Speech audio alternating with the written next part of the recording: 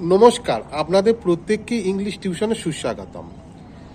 PHILE file, যখন কোনো ইংরাজি শব্দের শেষে এই শব্দটা থাকে সেক্ষেত্রে বুঝতে হবে যে মানুষের সেই জিনিসটার প্রতি শখ বা প্রবল আকর্ষণ রয়েছে।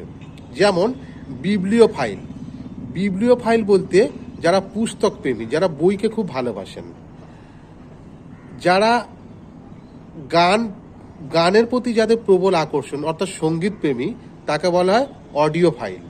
যারা সিনেমা দেখতে ভালোবাসেন সেটা হলো সিনেফাইল। যারা গাছরা অর্থাৎ বিভিন্ন উদ্ভিদের প্রতি যাদের প্রবল আকর্ষণ রয়েছে সেটা হলো বটানি ফাইল। যারা কফি খেতে ভালোবাসেন সেটা হলো কফি ফাইল।